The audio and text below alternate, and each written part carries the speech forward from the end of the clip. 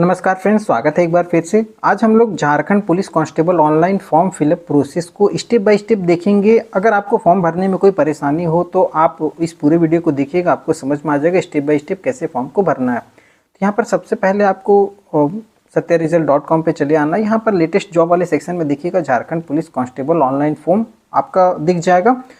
Last date आप देख सकते हैं 21 फरवरी है, तो इससे पहले आपको फॉर्म को अप्लाई कर लेना है। तो आवेदन करने के लिए सबसे पहले इस लिंक पे आपको क्लिक कर लेना होगा।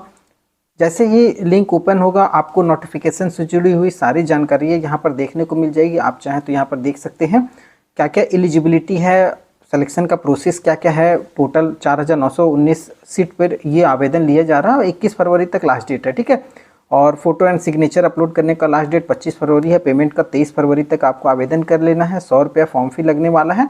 अगर आप नीचे चले आएंगे तो इससे रिलेटेड हुई सारी जानकारियाँ प्लस आपको किस किस जिले में कितनी कितनी भर्तियां हैं, रेगुलर बैकलॉग सब कुछ आपको देखने को यहाँ पर मिल जाएंगी। उसके बाद अगर आप नीचे आएंगे सिलेक्शन का प्रोसेस देख सकते हैं। पीटी पीएसटी वगैरह है। उसके बाद आप यहाँ पर हाइट और चेस्ट वगैरह कितना मांगा गया वो सब कुछ देख सकते हैं। प्लस आप एग्जामिनेशन से रिलेटेड सारी जानकारियाँ यहाँ पर देख सकते हैं। उसके बाद नीचे अगर आप आएंगे तो यहाँ पर आपको आवेदन का लिंक मिल जाएगा। इस लिंक पे डायरेक्टली अगर आप क्लिक करेंगे तो आपके सामने जेएसएससी का कांस्टेबल का जो ऑनलाइन लिंक है वो आपको ओपन हो जाएगा। तो थोड़ी सी वेबसाइट स्लो है, ये आपके सामने कुछ इस तरीके से ओपन होकर के आ जाएगी। यहाँ पर सबसे पहले अगर नए कैंडिडेट हैं तो आपको सबसे पहले अप्लाई ऑनलाइन पे क्लिक करना है। अगर जिन्होंने भी अपना रजिस्ट्रेशन कर लिया है तो वो कैंडिडेट लॉगिन पे चले जाएंगे। फॉरगॉट रजिस्ट्रेशन है, जो पिछली बार कांस्टेबल की भर्ती निकली हुई थी, तो अगर आप उस समय रजिस्ट्रेशन किए हुए थे तो आप अपना रजिस्ट्रेशन 2023 का यहाँ पर पता कर सकते हैं। Mobile number, date of birth और कैप्चा डाल करके आपका अपना पूरा रजिस्ट्रेशन नंबर निकल जाएगा, ठीक है। और अगर पहली बार कर रहे हैं तो आपको यहाँ पर न्यू रजिस्ट्रेशन करना पड़ता है, ठीक है। तो न्यू रजिस्ट्रेशन करने के लिए अप्लाई ऑनलाइन वाला जो ऑप्शन था उस पर आपको चले जाना है दोबारा से। तो मैं यहाँ पर आप स्टेप बाय स्टेप दिखा दे रहा हूँ। तो यहाँ पर मैं होम पेज पे आ गया। उसके बाद अप्लाई ऑनलाइन पे क्लिक करेंगे। अप्लाई ऑनलाइन पे क्लिक करेंगे, यहाँ पर आपको जैसे आप अप्लाई ऑनलाइन पे क्लिक करेंगे तो यहाँ पर आप देख सकते हैं Jharkhand constable competitive examination pre stage जो है वो आपको भरना पड़ेगा, जिसमें आपका पर्सनल डिटेल है वो मांगा जा रहा है। तो यहाँ पर अप्लीकेंट का फुल नेम में आपको अपना पूरा नाम यहाँ पर देना है। तो ये चीज़ थोड़ा सा इंपॉर्टेंट है, ध्यान से देखिएगा।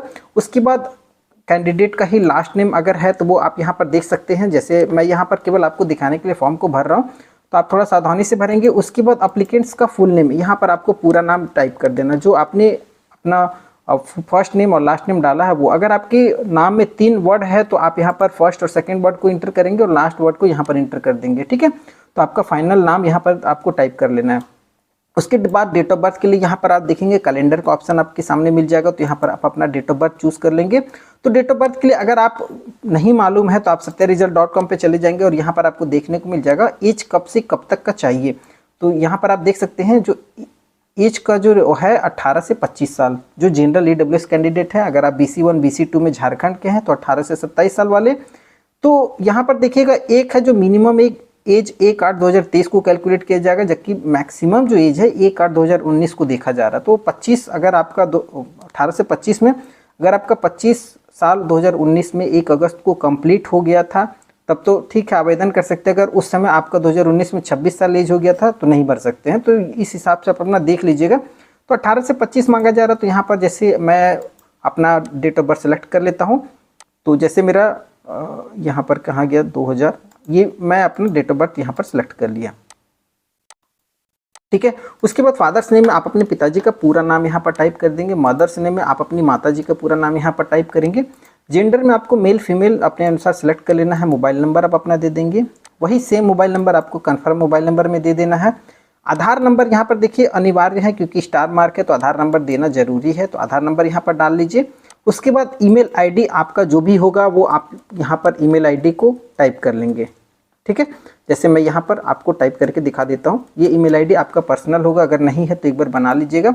कंफर्म ईमेल आईडी में सेम यही ईमेल आईडी आपको यहाँ पर भी टाइप कर लेना है। ये चीज़ थोड़ा सा ध्यान से देख लीजिएगा, दोनों को मैच करना चाहिए। ईमेल आईडी टाइप करने के बाद आप यहाँ नेशनलिटी में इंडियन है, इसको सिलेक्ट कीजिएगा। विजिबल आइडेंटिफिकेशन मार्क में अगर आपके शरीर पे कोई तिल का निशान या कोई कटा उटा हो हाथ पैर पे जो दिखता हो वो आपको यहाँ पर दे देना। तो जैसे मैं यहाँ पर डाल देता हूँ cut mark on right hand, मेरे दाहिने हाथ पे कट है तो मैं उसको डाल देता हूँ।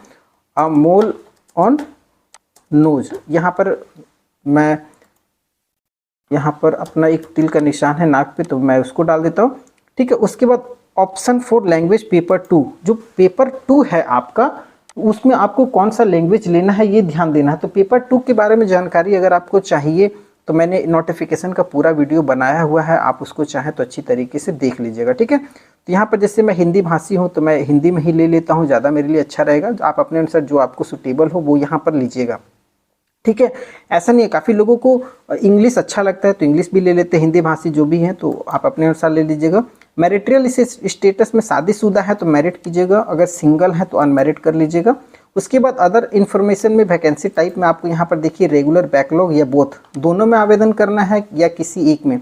तो देखिए दोनों में अगर आपको आवेदन करना है तो बोथ में अगर आप क्लिक करेंगे तो दोनों में आवेदन कर सकते हैं, लेकिन उसके लिए आपको पता होना चाहिए कि अगर मान लीजिए आप जनरल कैटेगरी में हैं तो यहाँ पर देखिए रेगुलर का सीट है। ठीक है, तो ये चीज़ ध्यान दीजिएगा, ये रेगुलर का यहाँ पर है। उसके बाद बैकलॉग में देखिएगा जनरल का सीट है कि नहीं है। जैसे ये बैकलॉग की भर्तियाँ हैं तो खूंटी जिले में देखिए जनरल में आपको कोई भी सीट नहीं देखने को मिल रहा होगा। यहाँ पर देखिए यूआर है तो यूआर में आपको कोई भी सीट नहीं देखने को मिल रहा, तो जनरल वाले बैकलॉग में आवेदन करने से कोई फायदा नहीं है। हाँ, SC ST झारखंड के हैं, BC1 BC2 में सीट है, देखिए चतरा में है BC1 BC2 के लिए सीट है।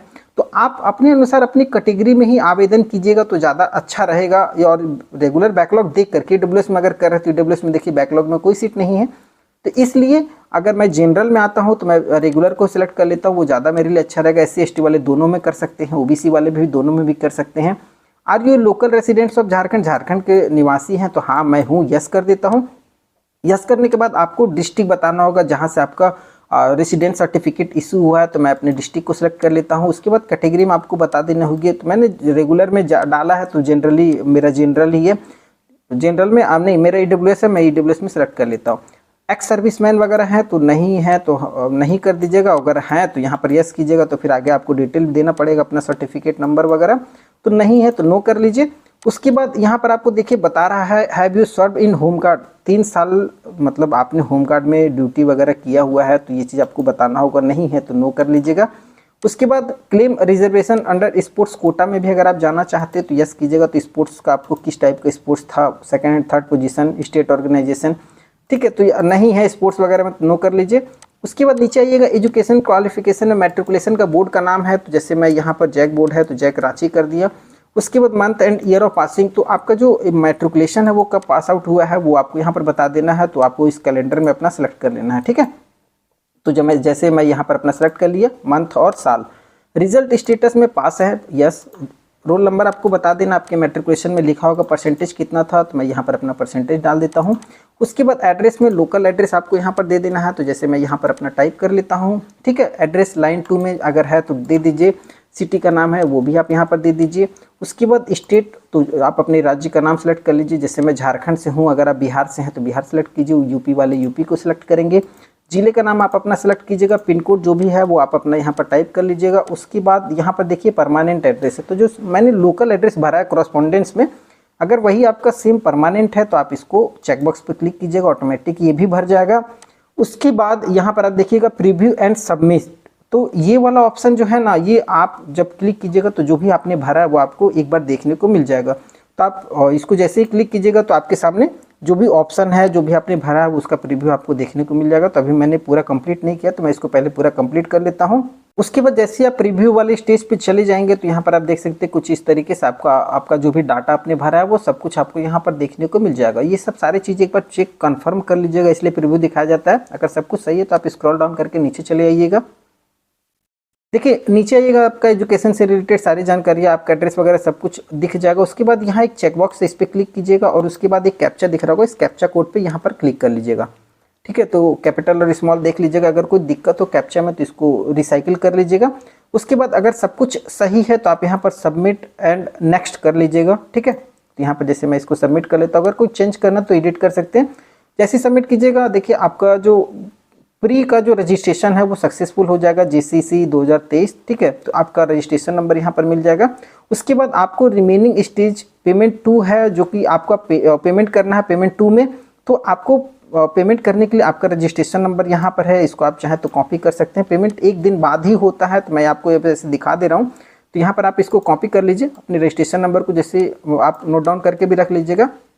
उसके बाद यहाँ पर फिर से मैं लॉगिन पे क्लिक कर लेता हूँ। आपका पासवर्ड आपके मोबाइल पे या डेट ऑफ बर्थ आ गया होगा। यहाँ पर मैं अपना रजिस्ट्रेशन नंबर डाल देता हूँ।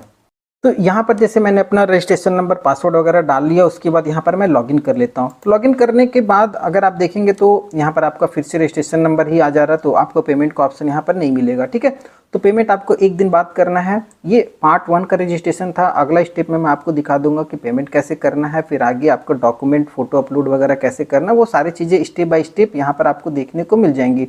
ठीक है, तो अगर आपको इस फॉर्म भरने से रिलेटेड कोई और प्रॉब्लम हो रही हो तो आप हमें हमारे टेलीग्राम चैनल से जुड़े हुए होंगे, वहाँ से आप हमें कमेंट कर सकते हैं, मैं आपकी पूरी सहायता करूँगा।